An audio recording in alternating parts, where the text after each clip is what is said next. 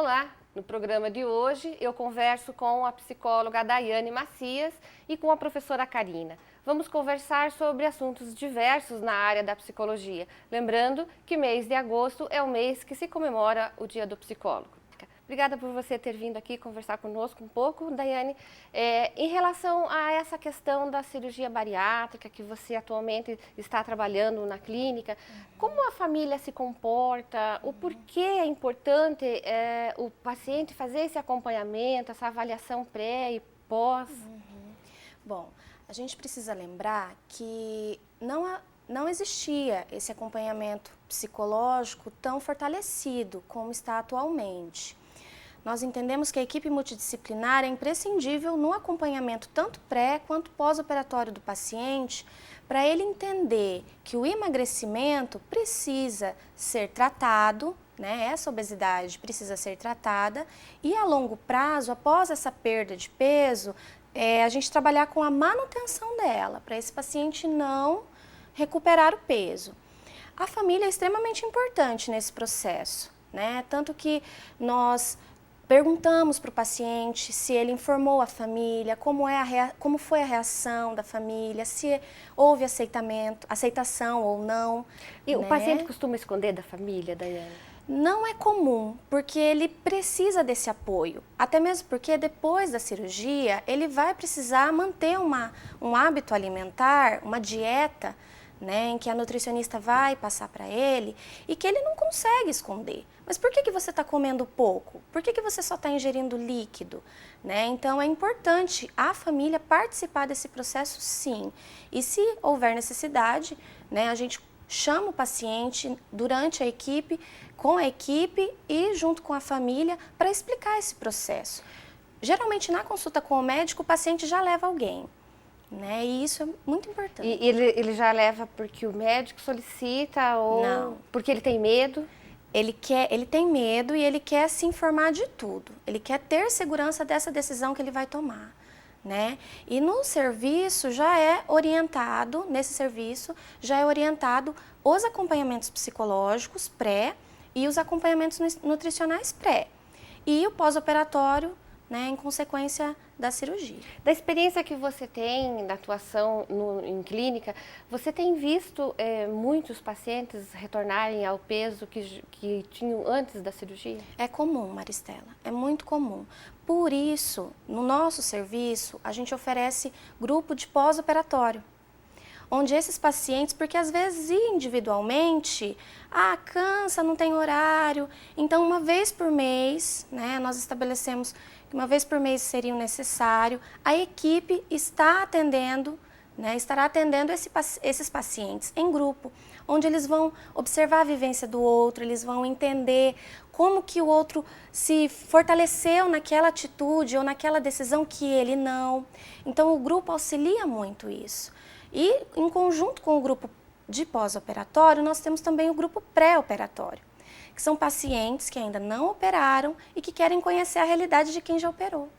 Então é em conjunto, é em grupo, e isso fortalece muito esse paciente não recuperar o peso, que é muito comum se ele não entender que o estômago dele, antes grande e agora pequeno, em conjunto precisa vir com um pensamento magro também. O fato de reduzir, sei que não é sua área, mas é só nessa questão emocional. O fato de reduzir o estômago automaticamente não faz com que ele coma uma quantidade pequena e aí o risco de aumentar o peso existe por quê? Porque o paciente passa a se sentir seguro naquilo que ele está comendo depois de uns meses. No primeiro mês há muito medo, os riscos existem, então ele fica na dieta. Depois do segundo mês, o paciente começa a arriscar.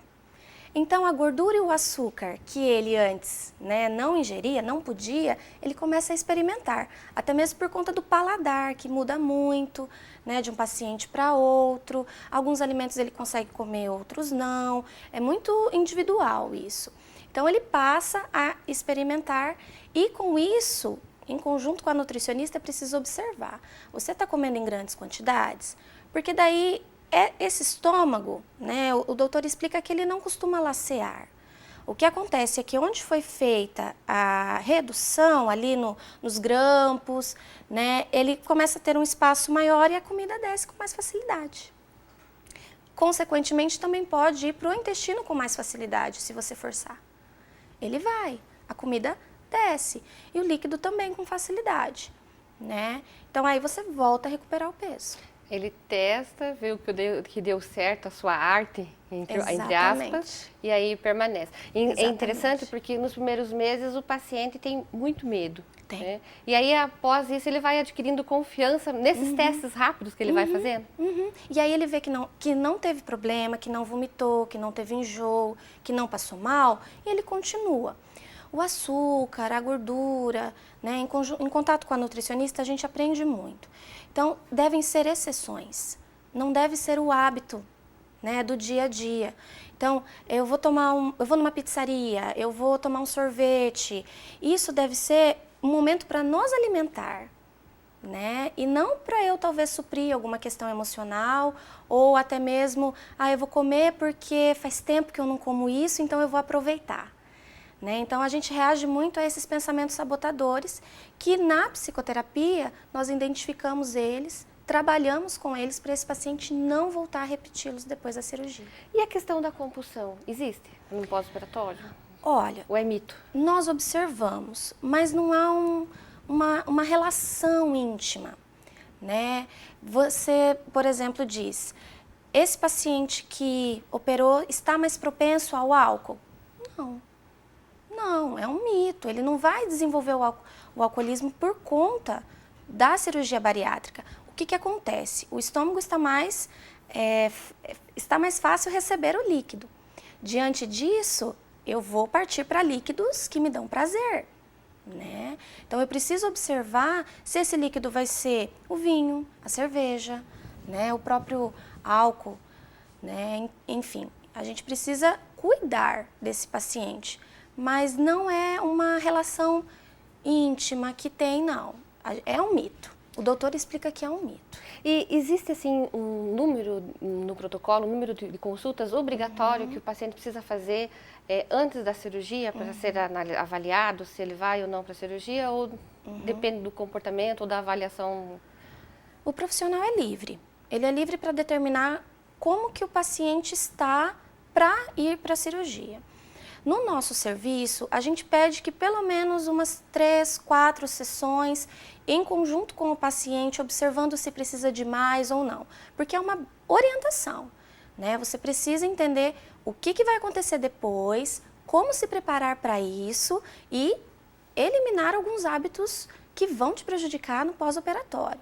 Então, para isso, não é necessário tantas sessões, até mesmo porque o paciente chega muito empolgado, com muita vontade de fazer a cirurgia, de uma nova vida, de um novo reconhecimento, né? Então, isso que mobiliza ele a querer, né, a cirurgia. Agora, depois da cirurgia, não há uma determinação. Eu, em conjunto com a equipe, que vamos observando. Geralmente, com a nutricionista, eles passam mais tempo que com a psicóloga. Mas os pacientes, eu tenho pacientes que operaram já há 2 anos que continuam indo. E o grupo ajuda muito, Maristela. O grupo ajuda. Daiane, você trabalha, né, tem o privilégio de estar trabalhando numa clínica que faz atendimento particular. Isso. Né? Existem pacientes com obesidade mórbida que estão aí na fila da cirurgia do SUS. Né? E a questão do acompanhamento psicológico para eles? Eles também têm essa oportunidade como os pacientes de convênio ou de particular? Tem. Eles têm sim. Atualmente nós operamos o doutor operou um paciente que veio do atendimento do SUS e a maior dificuldade é o tempo de espera. Eles esperam muito, muito tempo para operar. Pacientes que vão operar em Curitiba passam pelo nosso serviço. Né? Nós atendemos esses pacientes que operam pelo SUS também. E eles também têm na saúde pública, né, pela prefeitura, o atendimento com o psicólogo, sim.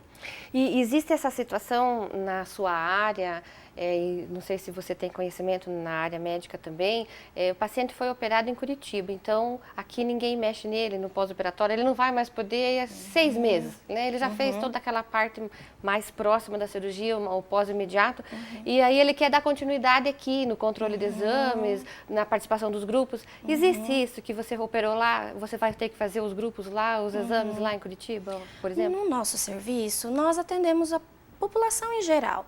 No grupo de pós-operatório é como nós atendemos nossos pacientes. Mas já vieram pacientes de outros serviços. A gente não fala, não vamos, né, abrir esse espaço. Muito pelo contrário, a gente quer informar e auxiliar esse paciente a manter o peso, né? Então, ele tem essa possibilidade de vir, sim, e ter esse acompanhamento. Ele escolhe o médico que ele quer, faz os exames, né? A nossa orientação é assim, e se passar mal? Né? Como que vai ser? Esse paciente vai ser atendido aqui por um outro médico que não entende, que não sabe, né, exatamente qual foi o procedimento que aconteceu com ele, vai ter que se informar. Então, assim, é mais delicado quando a gente opera fora, né? Por toda a questão de segurança de estar na cidade do médico que você operou. Nós orientamos isso no grupo de pré-operatório também. Mas o paciente é livre, ele opera onde ele quiser. Daiane, rapidamente, o que você fala para aquela pessoa que está no pós-operatório imediato, né? Ele já conquistou esse prazer de poder fazer a cirurgia, né? E agora ele está no pós-imediato aí nessa fase de transição. O que você falaria para ele?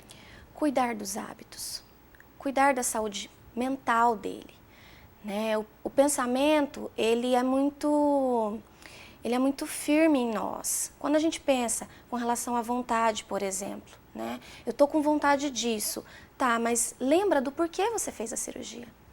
Lembra do porquê você deseja emagrecer. Saúde, qualidade de vida, bem-estar, fora todas as doenças que diminuem a probabilidade de acontecer.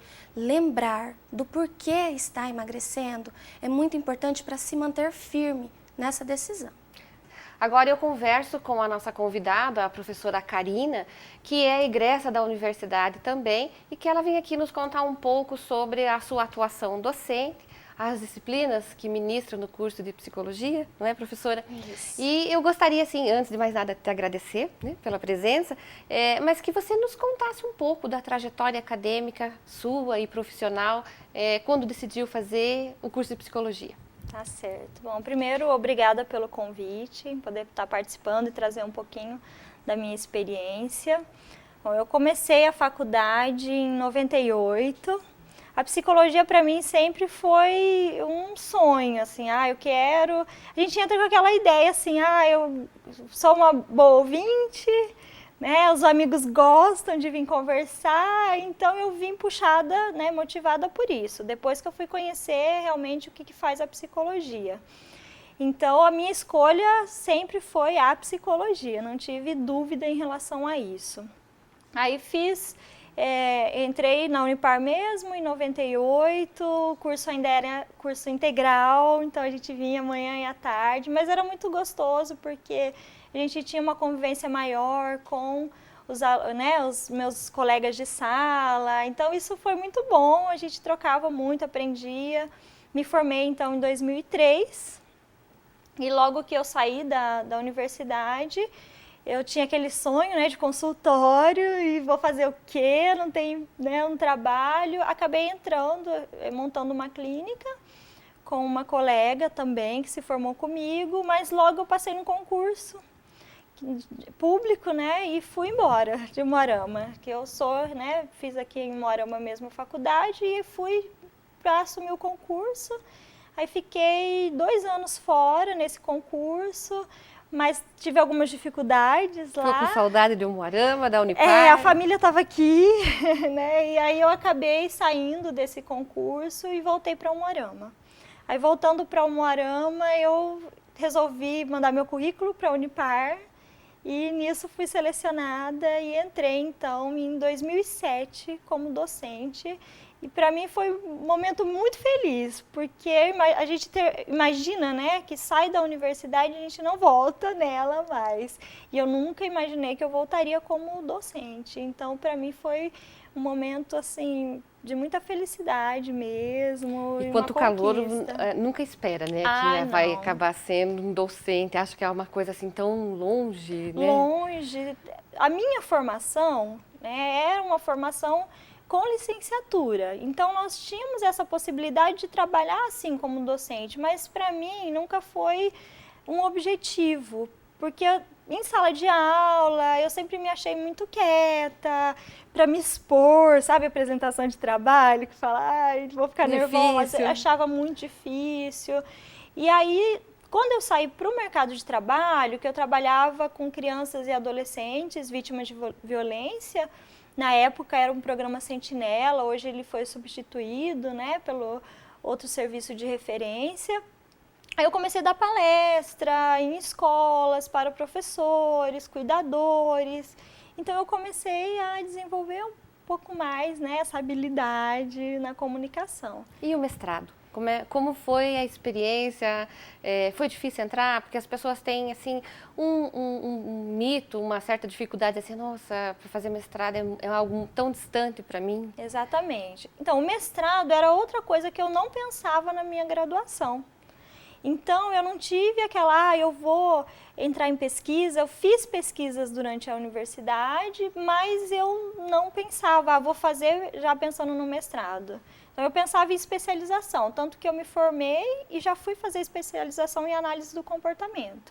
Quando eu terminei a especialização e entrei como docente aqui na Unipar em 2007, abri um mestrado, que era um mestrado Minter, né, com a UERJ, de saúde coletiva. Aqui na Unipar? Aqui na Unipar. Então, fazia um tempo já que eles estavam fazendo a negociação para abrir esse mestrado. E quando abriu, né, a coordenadora me incentivou muito. Vai abrir um mestrado agora, e a seleção vai ser agora em junho, então faça a inscrição. E aí eu fui pensar num projeto de pesquisa dentro desse campo da área da saúde coletiva, porque o mestrado foi, né, voltado para a saúde coletiva. E aí eu consegui passar, fiz a prova de proficiência, fiz entrevista, mostrei meu projeto e acabei sendo selecionada, então, para o mestrado. Seu projeto foi em que ainda lembra?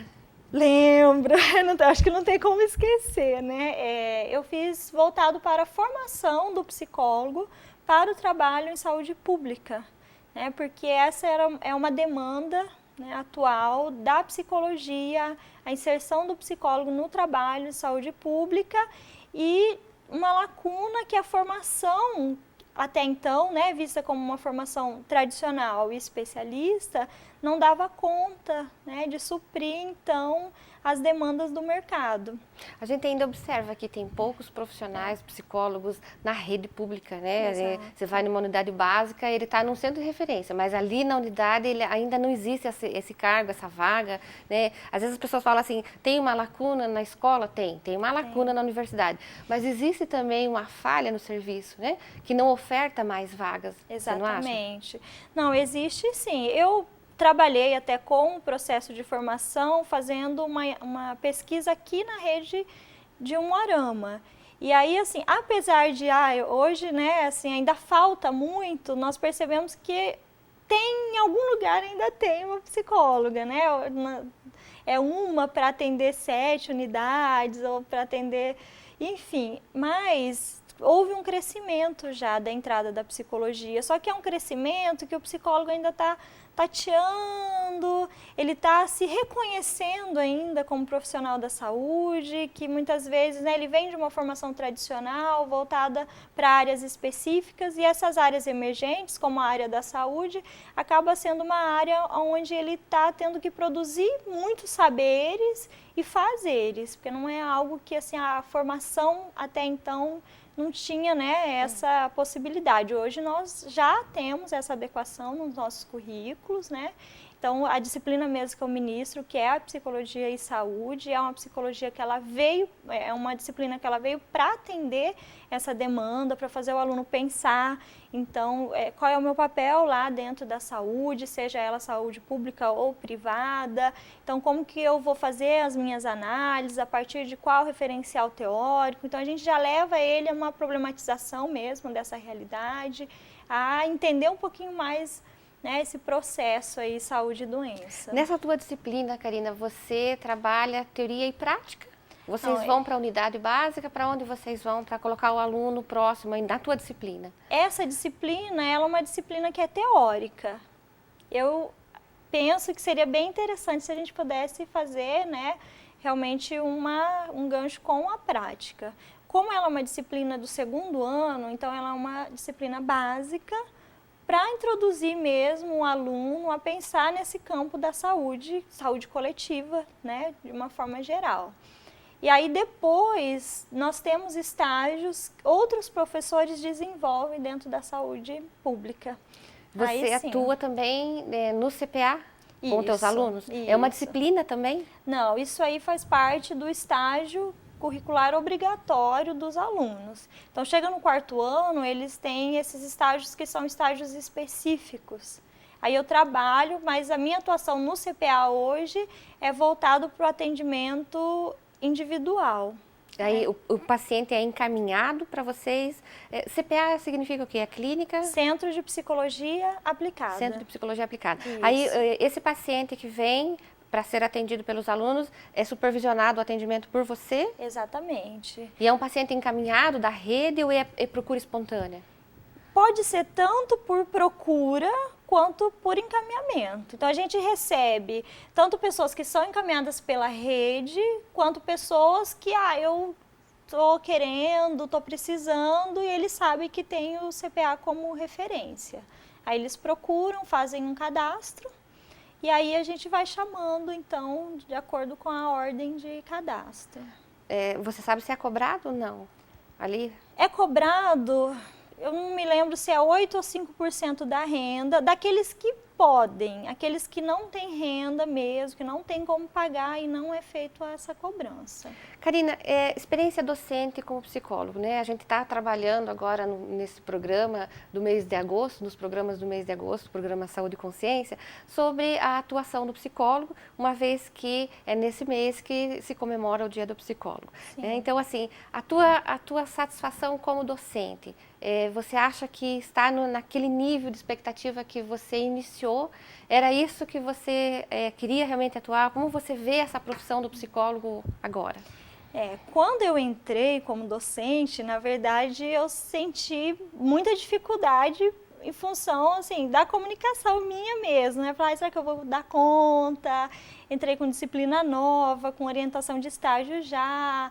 Então, eu entrei, assim, muito mais pensando na minha construção inicial como docente, na minha relação com esse aluno e sem saber, será que eu vou gostar ou não? Então, eu pensava sobre isso. Só que a partir do momento em que eu entrei, comecei a dar aula, que eu vi que eu dava conta, eu comecei a gostar muito desse lugar. Então hoje, para mim, assim, é um lugar que me satisfaz muito, porque eu gosto muito de estar nessas discussões com o aluno, porque eu acho que a gente cresce muito, a gente não para de estudar, a gente sempre está atualizado, o aluno sempre provocando a gente a estar buscando cada vez mais o conhecimento, então isso para mim é muito gostoso. Nas orientações de estágio também, então a gente vem, a gente discute caso, a gente discute teoria, é um momento de troca que eu vejo que enriquece muito, não só como docente, mas como eu trabalho em consultório também, em particular, então eu vejo que eu levo muito a produção que a gente tem aqui na universidade para lá também. Então eu me sinto hoje bem satisfeita em estar nesse lugar aqui, gosto mesmo. Clínica, né? O consultório é assim, é você e o teu cliente, igual aqui, né? Eu e você. Os alunos não, é o coletivo, é aquela energia. Às vezes a gente vem até cansada, né? Porque as aulas são à noite, devido a outras atividades do dia, mas chega aqui, parece que os alunos dão, né, um gás, passa uma energia legal ali, eu volto para casa satisfeita, falar, cumpri meu trabalho, que bom, que gostoso. É claro, todo trabalho tem as suas dificuldades, também tem, só que eu me sinto satisfeita hoje com o que eu faço. Ok, Karina, obrigada aqui pela sua presença e manda um recadinho para o seu aluno da graduação, bem rapidinho, em poucas palavras, o que você gostaria de dizer para ele? Ai, rapidinho, assim, eu sempre coloco para eles assim, né? Ser psicólogo demanda um compromisso, que é um compromisso com o outro, um compromisso com você. Então, acho que é uma construção que começa agora, dentro da universidade. Que a gente fala, mas eu vou começar a trabalhar quando eu sair da universidade. Não, você começou o seu trabalho agora. Então, o seu caminho de construção é agora. Entenda isso como um trabalho. Então, se responsabilize por ele, né? Esteja aqui para construir mesmo o teu processo formativo. E esse é o momento, né, da graduação. Acho que, né, a gente já sai com uma certa experiência lá, sair lá no 5º ano, agora que eu vou trabalhar. Não, comece seu trabalho agora, que eu acho que você acaba amadurecendo muito mais profissionalmente e pessoalmente. Ok, obrigada. Nosso tempo acabou, nós ficamos por aqui e eu espero você no próximo programa. Até lá!